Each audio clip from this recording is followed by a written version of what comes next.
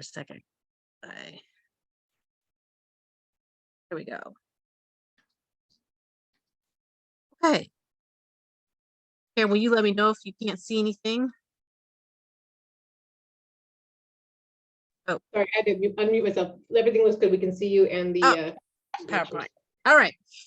So this is just going to be, I love when I'm speaking to colleagues because then it makes it a little easier. We're kind of, we're dealing with a level of conversation that's kind of fun, and we don't have to kind of go into details that I'm pretty sure you already understand at this point. So we're going to be just talking about test taking strategies and some tips for that.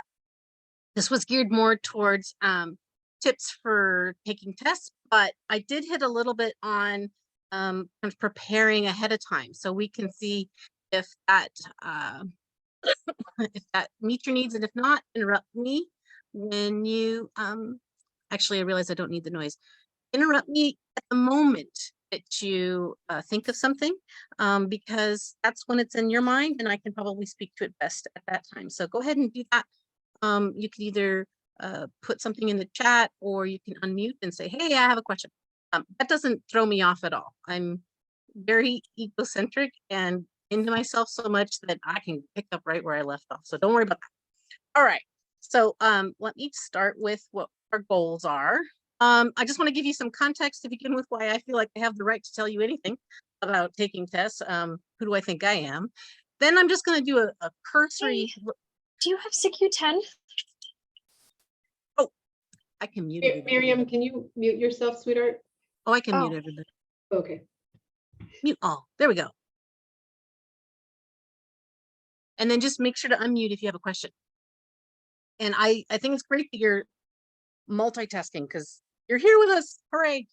All right. I'm going to just touch a little bit on memory, not super theoretical, but more on what is relevant to you right at this moment while you're preparing for an exam, kind of the context of how do we get things into memory and pull them back out, because the running theory now is that memory is limitless and everything's in there. The harder thing is getting it back out. So it's kind of like organizing your house, right? How do you keep it to where you know where everything is that you need? The most time we'll spend is on the science behind test taking. I have a big fan of using science-based kind of guidance and not just, hey, here's the thing I noticed. So we'll spend most of our time today just on things that have been researched. And then we'll end with just some things that are anecdotal because they are difficult to research. So I didn't want to just ignore some things I've noticed over the years. I've been teaching for about 20 years. And so I've noticed some things. And so I'd like to share some of the things I've noticed because it is something that I do keep a close eye on. It's not a coincidence that Karen thought I might be able to bring something to the table because this is something that I am very passionate about. All right, so who am I? I was doing the term data science before the term data science was a thing. It's now a major at most big universities. When I was at UCSD, I knew that I wanted statistics, but I wanted more than just statistics. I wanted research methodology. I wanted all of the pieces from all the different degree programs. And so when I was in graduate school, sought out all the different departments and coursework that I could to, and in essence, when I look back at it, I'm like, oh, I created my own data science major. So my degree is in experimental psychology with a quantitative emphasis, but it really is more data science. So I took classes over at the UCSD biomed areas, but then I took classes in psych and in mathematics. And so my focus is on analyzing data, but understanding data. So it's not just about data analysis. It's about where did it come from so that we can make sense of it. I do want to slam someone right off the bat. So now you know what kind of person I am. There's an ugly truth about learning theories. Most theories of learning stem from the education field. And that field is really trying hard to be current and find new ways of reaching people and teaching them new things. Here's the problem. The education field is typically not grounded in a lot of science. And that's a problem because they'll put out theories about what works for learning and people trust it and run with it. And there's no science to back it up. You may have heard that there are learning styles, like some of us are auditory and some of us are visual. And that was out in the world for a long time, and people were talking about it so much so that I remember some of my job interviews many years ago. They would say, how do you teach the different learning styles so that all students feel welcome in your class? Um, so many of us in the psychology field were kind of questioning this idea, because when you started to look into the literature, there really wasn't anything there.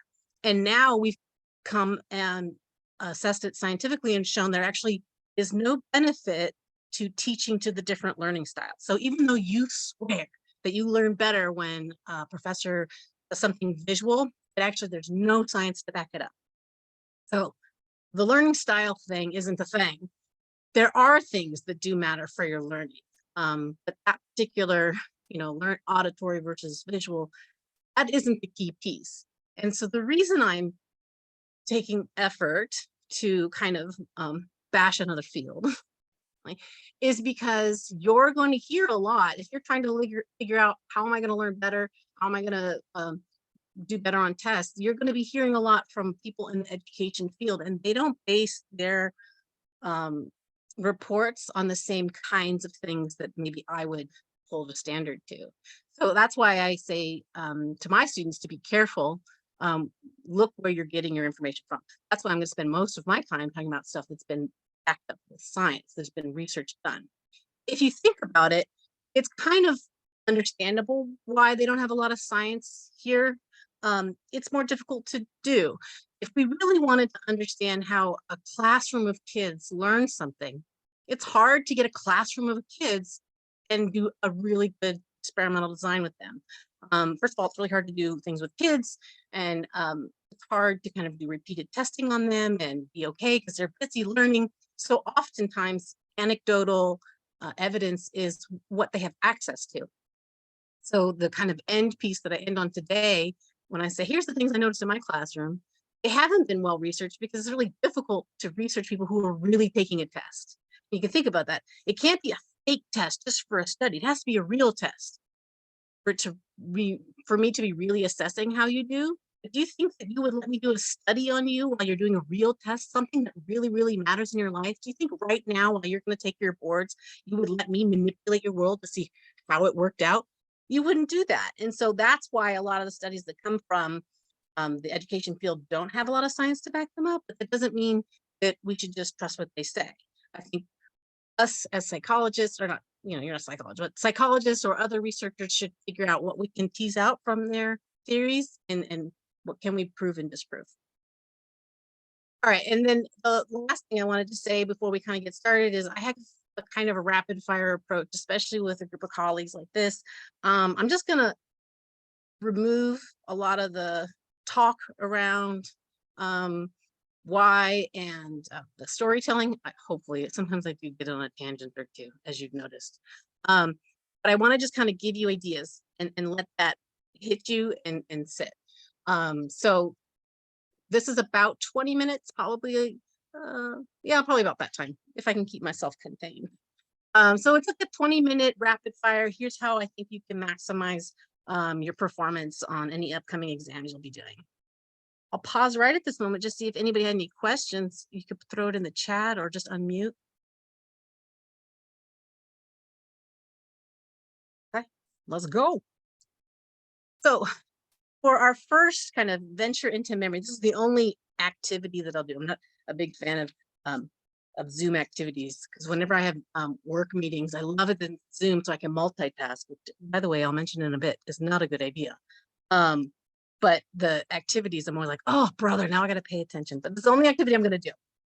But I'd really like to do this one because I think it demonstrates exactly what I'd like you to pull away from this. So we're going to do a task. If you've taken psychology as an undergrad, you may know this task. So that's totally fine. Just don't tell anybody else what we're doing. And then I will explain it all in the end. So here's what we're going to do. We're going to do a memory task. I'm going to read you some words, and you're going to try and see if you can remember as many words as possible. No cheating. You're not here to cheat, so don't write them down as you go. Just, try to remember them. And then as soon as I say, oh, then whatever you have in front of you, just write down as many of the words as you can think of. And then we'll see how many you were able to remember and talk about what worked and what didn't work so that I can help you build your memory skills for testing. All right. Hopefully you're ready. And for those of you who are having to work at the same time, this is going to be real difficult for you.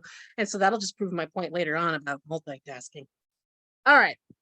Here's my list. If it seems like I'm taking a long time between words, it's intentional. Dark. Dream. Cloud. Quiet. Stars. Rest. Comfort. Pillow. Bed. Avocado. Soft. Moon. Sleep. Calm. Soft. Go. Write down as many words as you remember.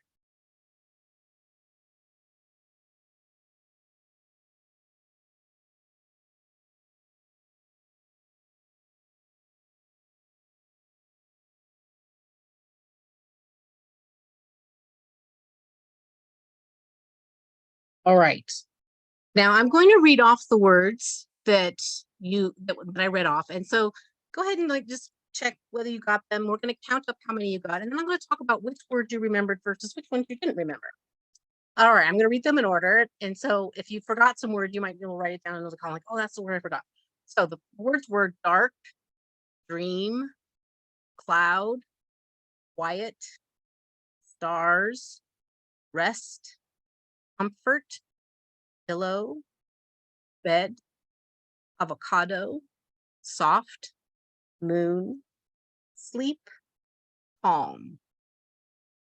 All right, so it's weird not to see your faces, but here's what we see usually happens. Most people, maybe you let me know if you didn't, got avocado. And anybody want to guess why you would remember avocado? It's different. Yeah, that worked, right? So this is why we do those mnemonic devices where we say something insane. Like when I was learning in grad school, I mean, I used curse words or really weird stories because man, does that pop? It's not like, what was that mnemonic device I did about a fish? What kind of fish was it? I don't remember. No, it was going to be something super crazy so that I could remember it. And then most people remembered soft for a couple different reasons. One is I said it twice. Actually, that was accidental, and I thought, oh, that's perfect that I did that. It was in there twice, which helps, right? The other thing is it was towards the end. And so many of you may have noticed that when I said go, you wrote all those last few words first, right? So moon, sleep, soft, calm. That's typically the way people progress on that. I just want to show you the curve that we have. So you might have gotten moon, sleep, soft, calm, and a lot of you might have gotten dark, dream, and cloud, and quiet, perhaps. But usually we see something that looks like this, where people have a lot of words in the beginning, and we call this the primacy effect, because those are the words you learned first. Usually what people are doing when I'm reading these words is they're doing something like this: dark, dark, dream, dark, dream, dark, dream, dark, dream, cloud, dark, dream, cloud, dark, dream, cloud, dark, dream, cloud. Like, and you're kind of repeating them. Or actually the more dominant response is usually dark. Okay, I was dreaming because it was dark at night and there was clouds outside and it's super quiet while I'm dreaming in the dark. And you're making like a storyline, right? So that you can remember these words. And then in the middle is too many words. We've overloaded your system. You're losing the story or you're losing the rote memory. And so then we see a dip in the middle and then it pops back up at the end here. We call that recency effect. So basically, that's the stuff that's right in that short-term memory. You just heard it, so you're dumping it. So this is a really nice model for how memory works generally for you. Now, recency effects works, which means cramming works. Okay, so you can cram right before a test and use some of the information. Here's the problem. If you can't cram everything, right? You can only cram what you can fit in that last few minutes. So we didn't cram the whole list of 15 words. We were only able to cram the last like 3 or 4. So cramming can work, but it can't be your main strategy because it's only going to work for a minuscule amount of the information. So that means the information that you worked really hard on is going to be the stuff that you're going to remember. So that could be just rote memorization, right? Art, quiet, whatever those words were. Or it could be that you're making a story out of it, or you're mapping it on to other things you know. So you may have noticed that as you progress through school, learning got easier. And that's because you had more things to map onto in your brain. Like you had a model that kind of already fit what you're learning this new thing with. And so you were able to map it onto that. That mapping, that engagement with the knowledge is that primacy effect. So you want to do more of that rather than let me just memorize all the things. But we can also utilize the tricks like avocado where it stood out. And so I'm more likely to remember it. Did that trigger any questions at that moment? Okay, so when we're thinking about the serial position effect, really what we're trying to maximize is our short-term memory. And we call it short-term memory, but a lot of researchers call it working memory. So those are synonymous. So they'll say short-term memory and working memory. I like the term working memory better because that's really what short-term memory is. So short-term memory is gathered information from your sensory memory, and then it's kind of decided, what do I do with it? Do I dump it? Do I keep it for just a second, or do I work on it, right? And so the working on it happens in short-term memory. It doesn't happen in long-term memory. It doesn't happen before short-term memory. So there's only 3 stages. There's your sensory memory. You heard something, you saw something. Then there's the working memory where you work on it. And then that sends it into the long-term memory. So if you want it to be in your brain, you have to use it in the working memory section. So if you've ever taken a class on memory, you may have learned that we could remember 7 things, give or take 2, plus or minus 2, you might have heard. That's why we have phone numbers the way they are, because we realize we can remember 7 things kind of ish. Maybe it's 5, maybe it's 9, but it's around that. That's what our working memory or our short-term memory can handle, unless we work on it a lot and throw it into our long-term memory. So if you have a number you have to type in to get into a building. I used to say phone numbers, but nobody dials phone numbers anymore. But if there's a login for your email or something, the more you've worked it, the more it's in your brain. It's no longer taking up as much space in working memory to hold. So we want you to work on it in working memory. We don't want you to work on it when it's in long-term memory and you're trying to pull it up. And so what that really means is that you have to figure out a way of working on it effectively, mapping it on to things you already know, or kind of creating a filing system that'll allow you to pull it back up. So one of the things that comes up in this element is note-taking style. Are there ways you can take notes while you're learning this information that helped you work on it to map it into long-term memory? And what's really interesting, there's a lot of research on note-taking because there's easier ways of researching that. And most of the research says that your note-taking style doesn't seem to matter. Let me give you a couple examples. So there was a study where they looked at 3 groups. One where they took notes with paper and pencil, one where they took notes with a computer, but you could write on it, so sort of like a tablet. And then the third group had no note-taking. And so they wanted to see which groups did better immediately after learning the information, and then they had them come back like a week later, review what notes they had taken, and see how well they did. And you might imagine the no note-taking group might have done worse, at least in that final condition, right? Because they had nothing to review. And in fact, none of the groups differed at all, at any level. So, there's 2 things we can say with that is, it didn't matter whether you take notes on a computer, it didn't matter whether you take notes with a pencil, and it didn't matter if you didn't take notes. I'll tell you in a little bit that follow-up research says that it was really about how you put it in your brain, how you organized it mattered. But if we just take that initial study like that and say, who did better with their memory? Well, they all seem to be the same. There's a little bit of a problem with that study design, is that it's kind of testing to the null. And if you've taken statistics, you should know that that's wrong. We never want to prove the null. We never want to prove that things are the same, because statistically speaking, we don't know. There's an innumerable number of reasons why we would find things to be the same. We want to find things to be different because then it's only really due to our variable. So let me just say, for example, let's say I did that study and I gave everybody a wicked hard test. It was the hardest test. Nobody could pass that test. Everybody failed that test. So if everybody fails that test, computer group, paper, pencil group, no note group, do we know if it's because of their note-taking style, or was it just because the test was so flippin' hard nobody could pass it? I don't know. As a statistician, all I see is that there were no differences between groups. That's not good. Rather, what I would see, if I saw that one group did better than another group, then I would know it's due to my effect, not to my testing being so exclusive that people can't do it. So that is a concern of mine. However, follow-up research does find that when they try to still do these manipulations, when they start analyzing how people take notes, the content of the notes is really what matters, not so much how you take it, whether it's paper and pencil, but if you're organizing them by mapping them onto things, maybe grouping them in outline form. Sometimes when I'm teaching my students and I'll say, hey, we're going to do measures of central tendency, they never realized there were 3 until I pointed out in an outline form and say, hey, there's measure central tendency, mean, median, mode. Oh, there's 3. Boy, isn't that helpful to know that there's 3 and not 5 or only 2. So when you're note taking, if you're mapping them in a way that helps you visualize it or understand it in your brain, it'll be easier to pull it back out. So what I say is encoding is good. The bottom line is the more you encode, the more you work on that, the more the easier it will be for you to pull it back out.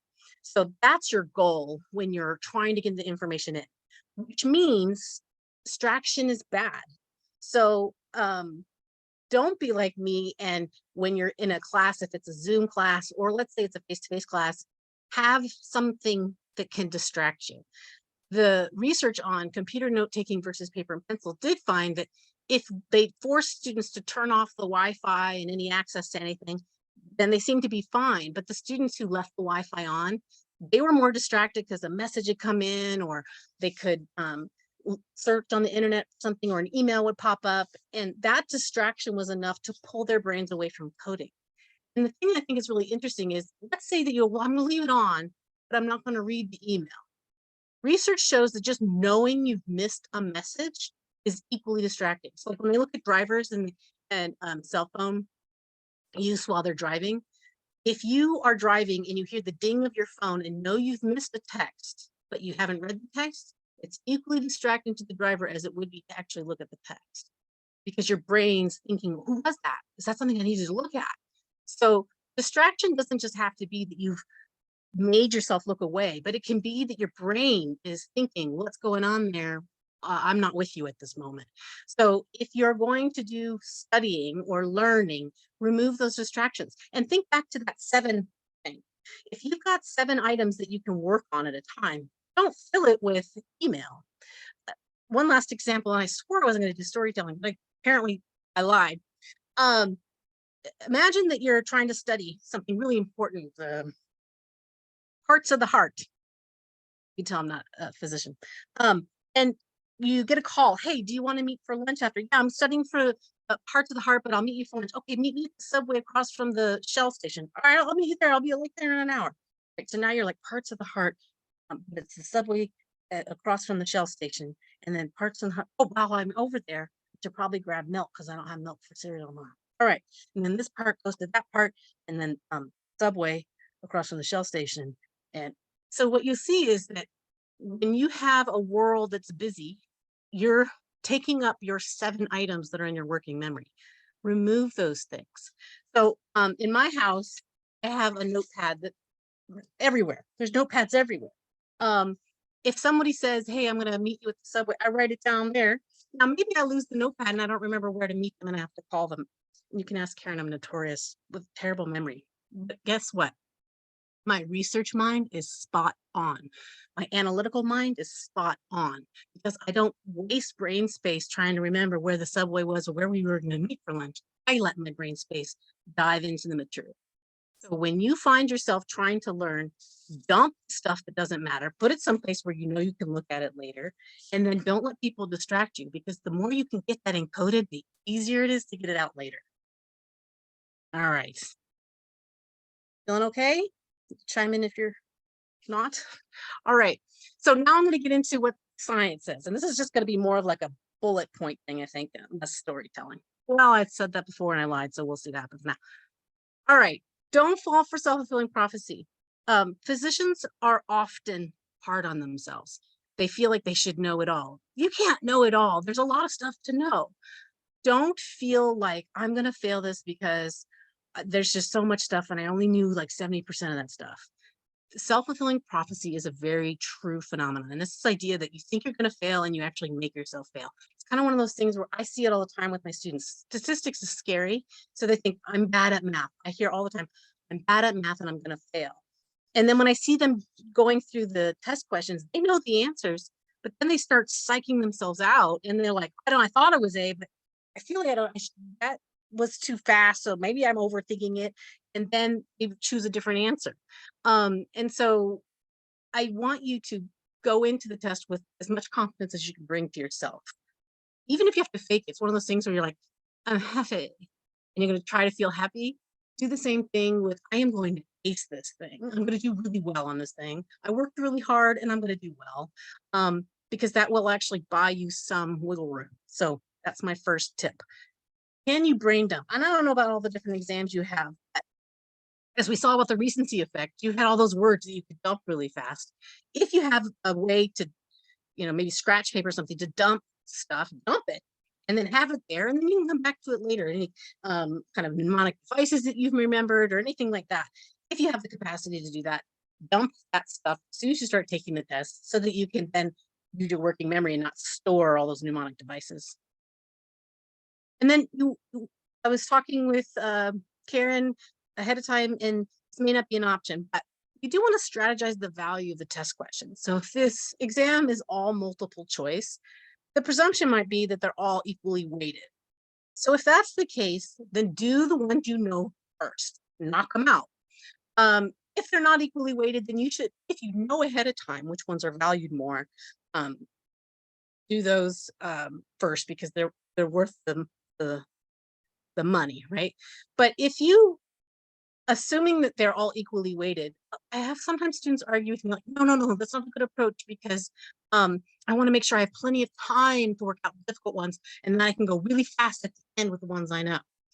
So think about it. I use this analogy. Let's say I have quarters and I dump them all over the floor and I say, pick up as many as you can in 30 seconds, right? If I dump they're all quarters. There's not some that are nickel and some that are $half. They're all quarters. If I ask you to pick up as many as you can, you're going to pick up the ones really close to you. And then as time starts to run out and you've got all those, then you'll go further, the ones that cost more time. And so that's one strategy you want to have with taking your tests, is that if you have the option to kind of look at all of them and start testing through, do the ones you know, get those done so that you can set those aside and now dive mentally into the ones that take more effort.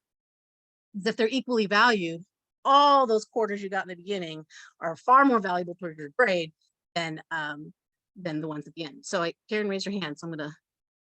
I just wanted to let them know, like the step 3, pretty much you should consider that all of those are going to be weighted the same. So that strategy of trying to get as many of the ones that you know, and then with the boards, we don't really know how they're weighted, so you should attempt it as if they're probably all weighted equally, because they don't really tell us how they weight those. So just for the residents to kind of know what it meant for their test. Thanks. Sorry to interrupt you. Yeah, I think that's good. Those are good tips. Okay. You also want to consider about managing your time. This just means take a minute to say, how many questions are there and how much time do I have for this? Now, some of these are going to seem like no-brainers, but we all know what happens when you're in the middle of a test. Your brain seems to, like, a third of it shuts down and you're in a whole nother place. And so these are research tips that can help you remember what you should be doing. And I will obviously give a copy of this list to Karen so she can, you can have it as a reminder. But let's say that you've figured out that you should be spending 1 minute and 20 seconds on each question. Well, some of them aren't going to take a full minute. Some of them are going to take more, but you're thinking on average 1 minute and 20 seconds. The reason why you want to just have that in your head is so that you don't get tricked by a sucker. I call them suckers. Now, it's not because you're like, sucker. It's because they suck up your time. I have seen students focus on one question for maybe 30 minutes when there are 60 other questions. And that's a sucker. Even if it was worth more, that's a problem that you've spent so much time on this one. So if you have a sense for how long you should be spending on each test question, then you won't get tripped up by that sucker. So let's say you're on your second minute of that sucker question, you might be like, this might be taking me too long. Let me go see what else I can do and then end on this one. You could have gone 2 minutes because you didn't maybe quite take the full minute 20 on another. So you have some wiggle room. It just gives you a sense of like, I might be spending too much time on this question, and that question could consume your time and you get lost in it. So it's just a strategy. Read all the options. Sometimes we see students who their eye bolts to an answer and they go, oh, that's it. And then they go with it and then they move on. And that isn't a good approach for something else I'll talk about in a minute, but there are sometimes better answers. Or sometimes you missed a key piece in the question and leapt to a familiar looking answer. And so if you had taken the time to process what all of the answers were, it may have stopped you from doing that. So just, even if you know the answer, read through all of them and make sure that you've covered your bases. Don't try to save time by skipping reading all the answers. That's not going to help you. There's a trick called Bravo. It can be applied to the test generally or to a question. So for the test, it would be this concept of breaking things down. Take a minute to breathe. And I'm a person who likes to talk fast and I don't like to settle down, but we do know that performance tanks as your anxiety rises, right? So if you find yourself anxious, we do need to kickstart that parasympathetic response system. So let's do the calming stuff. So if I tell students, hey, you need to take a deep breath, they do this, but that's not going to do it, right? You need to take a minute to settle your body. Okay, I'm going to kick butt on it. All right, and so you breathe so that you can center yourself. Review the exam directions. Make sure that there aren't any things in the directions that may have been critical for you to know. I can't think of how they might accidentally trick you, but it's just good to read those directions. They may say E is never the response, even though some of them have E. I don't know. Whatever it is, you should take a minute to review the directions. Answer your questions and then verify that you've answered them right? Go through and make sure, do I think that's right? And then oversee for the exam means go back and make sure you did everything that the exam asked you to do. So that usually is more important when it comes to like essay questions, which you probably aren't going to have. But did I answer all the questions they asked me to? And then you can break this down for a test question too. So if it's something that's really, boggling your mind, take a minute, take a breath, center yourself before you freak out. Because you're going to get caught up in frenzy. Like, oh my God, I don't know this one. I know this one's on the tip of my tongue. And now you've lost kind of the ability to calmly approach that question. So then look at what it's asking, look at all the answers, answer it, and now see if you think you agree with your answer. And then you can move on. This is a tip that I usually give my students. It's researched very vaguely, but it's still enough, I think, to back it up, which is if you're approaching a question and they ask you, what function of the heart does this do? Answer it in your head, right? Blah, does ABC. And then look to see which of the responses match your response. Because sometimes students get really tripped up by the wrong answers. And that's actually an art, is creating wrong answers. And whenever I'm creating tests, the right answer is super easy. It's the wrong answers that take me time because they can't be so obviously wrong that the right answer just jumps out at you. But they can't be wrong answers, right? They can't be like, oh, that one also would have worked, right? They have to be wrong enough to be clear. I mean, it's a whole science how you create wrong answers. And so when students look at all the answers before they even try to think of what the answer is, then they can get all tripped up. I've seen students say to me, oh, I know you said in class that A equals B, but like I could imagine in a universe like somewhere that these other answers would be right. And I'm like, well, if you know I said it in class, then why are we even debating alternate universes, right? So there are times when people get caught up in their heads and trying to imagine things being true, and it's because you've gone down a rabbit hole. It would have been better if you could have, I think the answer is this. Now let me see if the answers match that. If none of them do, then we need to do some more processing and pulling it out from our deep within our brain. So that's kind of something to think about. Like if you feel like it's going to be a question that you're going to be thrown off by the wrong answers, it's a great approach. Try to lower your cognitive load. Again, your working memory is holding stuff in memory and it's also working. That's your only space for all your mental effort is your working memory. And so try to get stuff out of there if you can. So if they have double negatives, try to rewrite them so that it makes sense to you. So for example, if they say it's not impossible for a patient to da da da, you go, okay, wait, what they're saying is it's possible. So anytime you find wording of a question to be, oh, what are they saying there? Reword it. Find the negatives, find the things that are tripping you up and make it so that you can understand it. So then you can look at the answers that fit what you're looking for. Confidence predicts accuracy.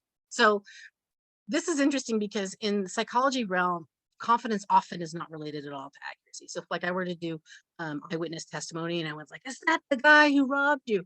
And how confident, or I'm 100% confident that's the guy who robbed me. That I'm 100% confident has no relationship how accurate eyewitnesses actually are, which is just, that's a whole interesting field, right? But when it comes to test questions, when I say, how confident are you that A is the right answer? Your statement of confidence is the best predictor for whether you're going to get it right or not. So what that means is don't doubt yourself. Think about what your answer is. And if you're super confident in it, move on. If you feel it's not going to be, we don't design tests to trick people. So if you feel like that one was super clear to me, I got it, and that's the right answer, and you got it. So trust your confidence. It is a good indicator of how well you're doing. So one of the things that I want to talk about was this idea of going with your first choice. There's a lot of research on this because it's so interesting to us. There's a lot of people who remember, like, oh, I marked A first, and then I went back and I rethought about it, and then I marked B, and guess what? A was the right answer. And people always have these stories, and they're so disappointed they didn't go with their gut. And so what I'd like to say is, we call that an illusory correlation. An illusory correlation is when you map two things together that aren't really related. So for example, I washed my car and then it rained. I guarantee you there's a lot of times you washed your car and it didn't rain. It's the one time you washed your car and it rained that you remember because it sticks out. So you remember that one question that you were debating about, and then you changed it and you ruined it for yourself. So it's, you know, salient in your mind, so it's sticking out. What I can tell you is that that go with your first choice thing isn't necessarily a right or wrong response. But what the research says definitively about it is the more you process the question and debate it with the material you know, the more likely you are to get it right. And the more confident you are in it, the more likely you are to get it right. So what does that mean for you when you're reading this question and you've made a selection and now you're debating it again? Here's, I kind of took a bunch of different work and I found the best statement that to walk away with is, don't change your first answer unless you're confident that it's wrong. So if you went in, you read the question, you understood it, you answered it, you moved on, and then you came back. If you still feel like, yeah, that's right, then go with it. Or if you feel like, I'm not 100% sure that's wrong. Like if you look at it and go, oh my God, no, that's wrong. I totally misunderstood the question. Change it. But if you're not, it's not jumping out at you that it was supposed to be wrong, then don't change it because you probably processed it appropriately the first time. But it isn't really more of a first choice versus second choice thing as much as it is how much effort did you put into the process, the thought process. So if you're spending good thought process time to begin with, then you could probably trust your first answer. Don't leave early. This one's like another one of those like, no, duh, don't. But sometimes I think students leave early because they tell me they're afraid they're going to go back and change their answers, and they have this first choice kind of phenomenon in their head. So again, it's all about processing. It's all about how much effort you spent thinking about it. So if you have extra time, put more time into thinking about it. So the questions that you know you got right, don't review those. They're fine. It's the ones that you were, oh, I'm not so sure about those. Process those more. Don't leave early. That's wasted on your part. You could get answers right if you'd spent a bit more time exploring them. It's not a, you don't win if you leave early. It's just not like a contest, right? And if there is, if your colleagues are doing that to you, tell you they're setting you up for failure, you shouldn't have that goal. Research shows that practice tests help. So if you have a book that you could read, you know, and I haven't paused in a while. So if you do have a question, just throw it in the chat or interrupt me. So research shows that practice tests do help. What's interesting is they said, they have all these options for people. They have like outlines to guide your note taking, or stories to help understand the examples. And then they have tests taking, like example quizzes. And they had students use these two tactics. What they found is that outline people did good, the test taking people did good. If people did both, they did even better. So I don't want to deter you from doing practice tests, but what I'm just saying is the more you do it, the better. The more you do anything with it, the better. So if you're avoiding reading a chapter and just taking the quiz to see how well you're doing, you're not getting much out of that. It was the try to read the chapter and then quiz yourself that was beneficial. So some students will skip right to the quiz and think, I'll learn it through that. And that is not a trick that works for you. Hopefully I made that self clear. I kind of roundabout got to that point. So don't just use quizzes as a learning tool, use quizzes as a quizzing tool. There, that's a good catch. All right, so now I'm going to get into what research says about the actual specific question type. So this one, again, there are probabilities. Karen. Sorry. No, I love it. You were talking about like the quiz questions and stuff. Has there been any research on like doing the quiz questions and then reading like the summary of the like why you should have answered something, if that's beneficial? I mean, I guess it's kind of like post reading versus pre-reading for the quiz. Like, is there any literature on that or yes? So again, the more encoding you do, the better, right? So if you're not going to read the chapter ahead of time and you're just going to do the quiz and then find out why you got it wrong, and that's better encoding than just taking the quiz. But I can guarantee you reading the chapter ahead of time, then quizzing yourself and then seeing where you went wrong is going to be far more deeply encoded than just skipping to the quizzes and then seeing what you did wrong. Does that answer your question? Yep. Sorry. Yep. That's right. Okay. So I kind of wanted to pause about these because I don't want someone to go, I marked false because she said they're more likely to be false. And I do. This is all barring if you don't know anything, if you don't know the answer at all. This is all written in a language you can't even understand. Here are some tips, right? If you're looking at a question and you logically have some good thought about what is the right answer, then don't use these rules to help you, if that makes any sense. So and for these questions, I want you to think about how it is to write a research question or how it is to write a test question. When we're writing these questions, true false format, we're more likely to have the false format be right. It's just easier to write a test question that way. So for example, I can't imagine what you guys would get with this true false, but maybe if they said something like true or false, patients who get a vaccine will never get COVID.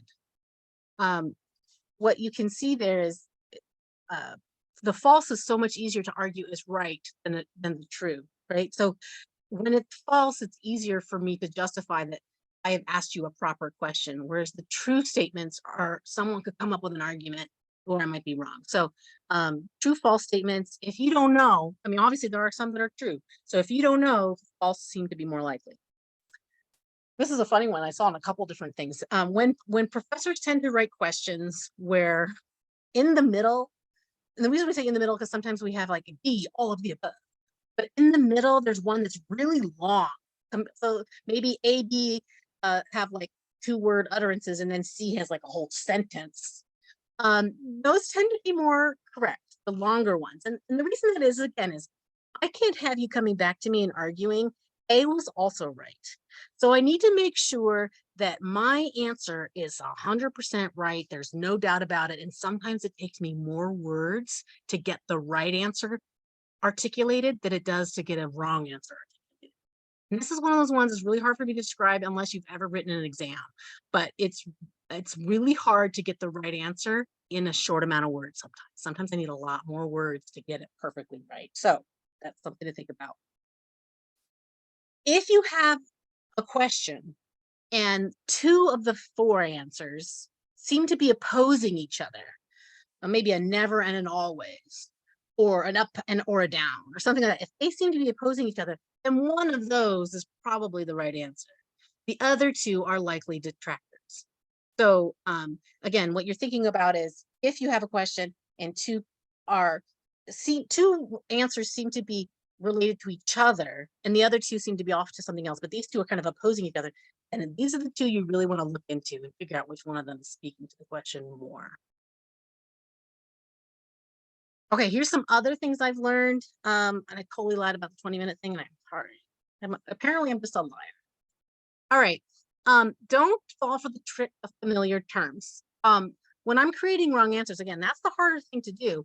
I will pull from other words I've given students across the class so that I can tell that they know how to distinguish between these features. And also I start to run out of things to ask, right? And so don't go, I don't know what the right answer is, but I know we talked about that theory.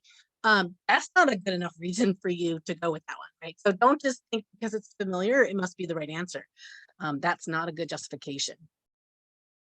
I was going to say this, but oftentimes I have students go, oh, I think you made a mistake. The right answer isn't in here, or there's two right answers.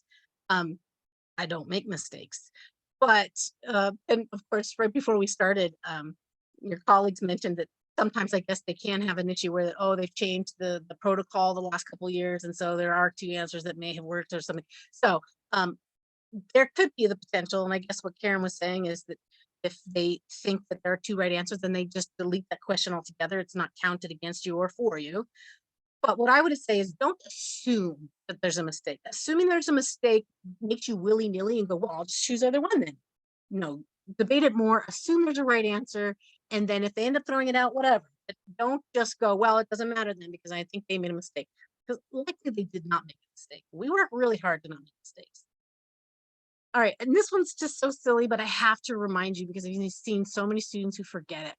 You get in this rabbit hole and it'll be A, B, C, D, and then D says all of the above. And then I have a student, so because I'm interested in this, I have students debate their whole thought process with me while they're taking this because I want to know more about what they're thinking. And they go, I don't know which to answer because, I know that, A or B could have worked. No. And I go, okay, well, what about C? Well, no, C would never work. I'm like, okay, well, what about D? Well, maybe D's right because A or B. I go, but you just told me D is never right. Or C, which I got them all confused. But if there's one answer that you know would never work, then you immediately remove all of your above. For some reason, that question is gets more weight than it should. That issue gets more weight than it should. If you know one of those responses does not work, then you eliminate the all of the above and reverse of like none of the above kind of situation where if you know that this one always works and then none of the above cannot be an option. Now you've narrowed it down to two, right? So now you have to figure out which of the A or B is going to be your answer. So don't get caught up in exploring every answer specifically to where you forget the fact that you've just established that none of the above or all the above is not a viable option. And that isn't because you're a bad person. It's just because you're thinking so hard and your brain firing on all cylinders, and now you've lost sight of the bigger picture. So I'm just here to remind you of that. All right, this is my best tip for my students. Let's say that there's 100 questions and you went through and answered all the ones that you know the best, or that you knew right off the bat. And that's about 70. So 70% of this exam locked. Got it. Now you're dealing with the rest. And that's 30, right? So you're now like, okay, shoot. Now let me go look at these 30. And these are hard. I don't know what the right answer is. Like some of these words I don't even recognize, and I'm feeling a little flustered. Your goal for those 30, let's just say that's you in the situation, is to narrow it down to 2. Every single one of those questions, you narrow it down to 2. You knock off 2 that you know aren't right. That's your only goal. So let's just say it's the last 30 questions. You go, okay, 71. What are the 2 I'm going to go with? 72. What are the 2 I'm going to go with? 73. What are the 2 I'm going to go with? If you can narrow those 30 questions down to 2, what are the chances you're going to get one of them right? 50% chance you're going to get one of them right just on that element alone, right? So if you have 30 questions that you've narrowed down at a 50-50 chance, 15 of them you'll get right and 15 of them you'll get wrong. Statistics is very useful in this way. And you might think, no, it's not going to work out that way. Guess what? It totally works out that way. If you've used logic to narrow it down. You can't just willy-nilly pick. If you use logic to lock off 2, you've now got it down to a 50-50 ratio. And so you've taken your score of 70, which you worked really hard to establish and knocked it out, and you've now bumped it up. You've got 15 extra points. You're now at an 85 because of that 50-50 split. So when you don't know, and you're really sure you don't know, but it's between 2, that's your hardest thing to do, then you know you've got a 50-50 chance of getting it. You can't do that the whole test, right? Because then you'd end up with a 50% on the test. But you're going to use your core knowledge to get through the bulk of the test. And now you're left with the few that you're not sure about. And that's where you're going to use that 50-50. And then that leads me to the piece that I often argue with students about. They go, well, cheating is, or guessing is cheating. And I want to show I know this. And guessing is bad, they think. And if guessing is you using your knowledge for an educated guess, right? It's not cheating. It's not bad. You're a smart person. You know a lot of stuff, and you know a lot of stuff about this. You're not just guessing. You're using logic to think about what makes the most sense. So I just want to discourage you from being fearful of guessing, because it really isn't truly guessing. It's educated guessing. And so that is very valuable. If they give you a large passage to read where it's like the story of a patient, people have a tendency to skim. They're aware of time. And so they skip, and then they read the question, and you know what you have to do? You have to go back and look for the piece. So if you're given a large passage, remember you've got 1:20, whatever the storyline is for your test. Read through it carefully and make sure you've taken note of what it was that they were trying to say. And then, because otherwise you're just going to read it over and over again. I find that students who skim the passage end up reading it 4 or 5 times before they can answer the question. They might as well have just read it thoroughly the first time. Okay, and then this is my last piece of advice, and then I'll let you ask me questions. So if you're familiar with how the brain works, you know, we have these neurons and they fire, and that's how everything's kind of happening. Neurons are kind of like muscles. They can get tired, right? So if you're firing, and then they're like, I can't fire, hold on. And it can't kind of doesn't have the action potential that it needs. So when you're learning one topic, they're all in the same area of the brain. And so if you're firing that one area of the brain, by the time you get to the end of the test, your brain is exhausted and it can't fire. Even though you knew it, you can't fire. It's kind of like when you have a friend and you can't remember her name, and it's for whatever reason you can't remember it, and then you walk away, and maybe 2 hours later you're not thinking about that friend, and oh, Carol is her name. What happened there was that you were firing that part of your brain for whatever reason, and whatever conversation you were having with her, it was firing like crazy, and then it couldn't pull up the name. You walked away, it didn't fire anymore, and so then it popped up. So students kind of know this, right? So they want to like, okay, I want to stop firing that part of my brain. So, you know, what they try to do is, I'm not thinking about it. I'm not thinking about that heart. I'm not thinking about the heart. Well, you can't force yourself to not think about the heart, because by trying to tell yourself not to think about it. So what I tell my students is, barring time, doodle. If you can doodle, doodle. If you can't doodle, because they don't give you an option, let's say it's a doodle with your finger, and doodle upside down. I have found the students who doodle upside down seem to relax the part of their brain. They truly have stopped firing that part of the brain that's overexhausted. And so what they'll do, like I'll say, draw a bicycle or a teddy bear, maybe not a bicycle, that can be harder, but like a teddy bear or a Christmas tree or something. If you draw it upside down, your brain switches to the other side, focusing really hard to do that. And it does truly relax and give a chance for your neurons to fire again. Now, this isn't a strategy you do at the beginning of the test. You can't be like, I don't know what the answer is, doodle, because that's not the reason you don't know the answer at the beginning of the test, because you haven't exhausted those neurons yet. So this really is a strategy for when you've gone through the whole test and you know the answer. You're like, it starts with a, right? You're there, but you're not quite there. Those are the moments where, if you have done everything you can, doodle and see if you can get your brain to turn off in that section so that you can let it fire again when you need to.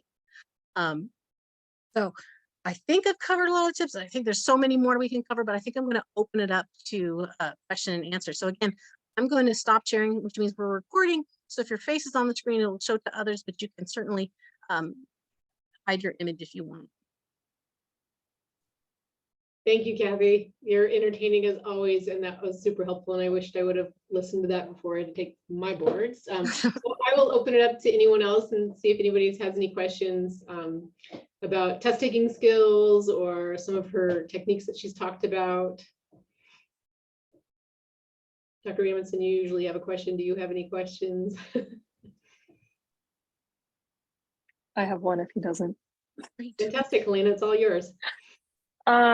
So this question, it kind of both applies to studying content, like reading content, or and then also to questions. So like I do a lot of like practice tests and practice questions. And I know that the highest yield for my learning is reviewing like incorrect questions, and eventually even like retaking them. So like one of the question banks that we use has like some 2,000 questions. So like by the time you get through it all once, they're not new questions when you see them again, but like it's been a while. Yeah. But then I also feel like sometimes there are questions that I get right that I'm like, well, that was clearly a guess. I know I need to review that. And then sometimes there are questions that I get right that I'm like, I feel like I got this when I did this, but I'm worried that I'm going to forget this information. And so I like keep it in my question queue, but then it just adds like more information to re-review. Right. So you're not maximizing your reviewing time because you have so many. Yeah. My tip advice for that would be to trust yourself a bit more. And let's say that it's a question that you are afraid you're going to forget, then dump it. Right. So keep a list of like, even if it's just a 1 or 2 word reminder, like, oh, that's right, I thought I was going to, but there's a bit of trust in yourself to know that I got that one. I'm pretty confident in that one. Again, confidence is a good sign that you know what you're talking about. So if you feel confident, I got that one, but it's an important one, I don't want to forget that one, you can probably just jot down a reminder for it, and then focus on the ones that you're regularly not getting, because then you can spend mental effort on those and mastering those. So that would be my strategy for that. That sounds good. Thank you. I would say too that just to add on that some of the things that I've learned just from Kathy's lectures, because I like to go to her lectures, is that having sometimes you just have to have confidence, and like you've had that really crappy day where you're just missing all the questions, and so we get into mindset. So sometimes it's good to go back to the ones you kind of knew, like, oh yeah, I'm really good with the nephron, so yeah, have to go back to those nephron questions just to like, oh yeah, I got this. Oh, I still got this. Okay, now I can go back into the cardiac, stuff. So sometimes like storing them for that confidence builder, you're also relearning it because you're exposing yourself again, but also giving yourself that confidence builder. And just to chime in again, Karen and I are probably going to keep doing this, but there's a theory called learned helplessness. Like, so the way they first learned it was they had dogs on a panel that could shock their feet. And they wanted to see what the dogs would do for learning. And so, but they had to first teach them that the feet were going to get shocked. So they tied them down and then shocked their feet. And then when they untied them, they were waiting for them to leap off, right? So I want to see if they want to show a light, and then they would know to leap off the grid. And they would show a light, and the dogs would crouch down and prepare for the shock, even though they could leap off. They weren't tied down. And what they had learned is that they're helpless, that they can't do anything here. And so they tried to show them, look, here's the pad, jump. They tried to model, they tried all these things to get the dog to learn you can jump off the panel. And the only thing that ever fixed the dogs to learn to jump off is that they tied a rope and dragged them over to the bar where they were safe. And so they fixed the learned helplessness by forcing them to see that they could do it. And so learned helplessness is a true phenomenon. You find yourself where you're having one of those months or years where everything is going wrong. You need a friend to go roping you and going, look, you can do this, you've got this. And so I think Karen's point is spot on. If you're feeling, that's confidence is one of the biggest penalties to doing these things. You're constantly being reminded that you didn't know something. And so to take a moment to remind yourself of what you do know and take confidence in that could be more powerful than just, I put myself in a good mood. It can really set you up for success. Thank you. Yeah. Both of you. I have a question, Kathy, about the best way to learn difficult material. So you have complex scientific things to learn, which is medicine much of the time. And you've been given an assignment, or there's a paper you have to read, or a book chapter or something. What's the best way to do that? Is it to break it up? Is it to take notes? Is it to How do you try to tie it together to use some of those? Yeah. those that you mentioned So there? if you're given, let's say you're given a thick read, it's thick, like it's not like a sit by the fire read, but it's one of those where every other word you're thinking, what the heck are they saying?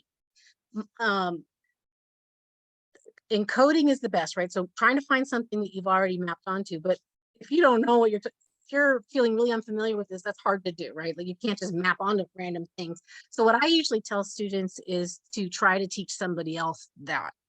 And you'd be amazed how your perspective shifts in what you focus on and what you don't focus on. And so let's say it's a thick read and I have to present it to Karen, then I might go, okay, well, there's 5 sections. And there seems to be some difference between this section and that, and when you think you have to explain it to somebody else, you start noticing the important patterns and leaving out the less important things. So that would be a strategy is having colleagues work together and say, I'm going to take this chapter, you take that chapter, we teach each other. And the process of trying to teach someone else is actually far more beneficial than hearing someone summarize the chapter. Gotcha. That might be a And, good. another thing on one of those things to map it to, at least in my opinion, is physiology, because we spend a lot of time learning that. And so future data points from things that we have to learn, to me, seems like it's best to tie it to that. Now, what's the best way to learn from a thick lecture? In other words, it's a lot of material in there. You're in Yes. the audience, stuff you have to know. What do you do with that? My I've actually was in a debate with a colleague on this one because there's a lot of different note taking styles, but my favorite is the outlining style. So rather than writing every word down that the instructor says, you're outlining what they say, and it'll become very clear really fast when your outline is out of whack, right? So if it seems like you're saying major point, and then these are examples, and then you're my example doesn't wait, we're on a new thing. Those I think that it's what it is doing is just kind of deep level encoding while you're writing. And you don't even really, you're just outlining, but that outlining is deep coding for you for that one. So what the research was really saying is it really doesn't matter whether you take notes or not, it's how you encode it to get it in there. So reviewing of the notes later is as less useful as taking fabulous, deeply encoded notes at the time. So like for when I was in grad school, my notes were all color coordinated and they had the primary notes were in blue. And then any points where they're like most important, that had turned red, examples were in green, questions were in black. And so then when I was reviewing my notes, I knew I could skip over the green. If I knew the concept, I didn't need the examples, but they were there if I didn't know. So kind of those color coordinated. I could tell if I really got it when I was like, when it was coming in, if my outline made perfect sense on a review. So that I guess would be my best tip for that. Otherwise, this would be another one we're working with your peers like, wow, that was thick. What did you get? Let's review together. How did you map that onto what you know? Just talking about it out loud. You ever have the feeling where like my day, you're like, I have so many things to do today. And then you start telling your spouse, and you're like, well, actually it was only the 3. Just we're weighing on my mind so much that it felt like more. So when you start talking out loud to somebody else about what it is you heard and thought of, it becomes more synthesized. You have to synthesize it to be able to verbalize it to somebody. So just talking about what you learned is effective that way. I don't want to monopolize things, but for average factoids on this, what is your opinion? How many times do you have to go through it to have it sunk in? For Ah. things gap average like and complicated factoids like medicine or your field, how many I don't times? know if I would have an answer for that one. I would say that it might vary from topic to topic because if you've got it, then you don't need to review it multiple times. And then it's kind of like one of those things where you have like an aha moment, right? You don't get it until you've processed it enough to get it. So if it's something that's really difficult, you're going to have to keep reading about it, keep writing about it, keep exploring it until it's, I got it. If you don't feel that, then you need to keep digging on it. Thank you. Yeah. I was going to ask about you kind of touched on it a little bit, but the group study. So when people come together to talk about topics like you were just describing, sometimes I feel like people are hesitant to do that if they think, oh, I've got so many other things. I've got to get through these 10 things myself. How can I possibly go there and listen to everything else? But I feel like people come out on the exit side of that with a much greater understanding of the topics, despite the fact that they may have lost time doing their own things. I think, yes, and the research does bear that out. And here's the thing that you've also got going up against you is medicine is a very unintentionally cutthroat field. And so a lot of people were like, well, I get it, but I don't want to help you understand it, right? And so there is that competition that isn't helping anybody. But the research really shows that if you're just talking with people about something and let's say you get it 90%, but by talking to somebody else about what you understand 90%, it moves you to 100%. And let's say somebody's at 30% and you talk to them and they might move to 40%, which seems very minuscule, but it was you moving to 100% that was more useful. And what it is it's processing. It's spending more time. And so I think a lot of people think they don't have time because they're mentally exhausted. I understand like in the time of day, they could cut things out like, okay, I'll do takeout so I don't have to cook, right? But the mental exhaustion comes from having too many things in your working memory. And so if you can eliminate stuff from your working memory, then you're not mentally exhausted when you're having these conversations. These conversations also don't have to happen in a very academic environment. You could be like, you want to go for a walk with me? And you're allowing your brain to kind of let go of some of that normal stuff that you would hold on to while sitting in I gotta write things down. And so as much as you can dump needless stuff from your working memory, it allows more memory space for you to do the academic stuff, Gotcha. Thank you so much. Yeah. This has been fun. Thank you, Kathy. I really appreciate it. You're fun as usual. I'll stop recording and that way all of your compliments won't be recorded. Oh.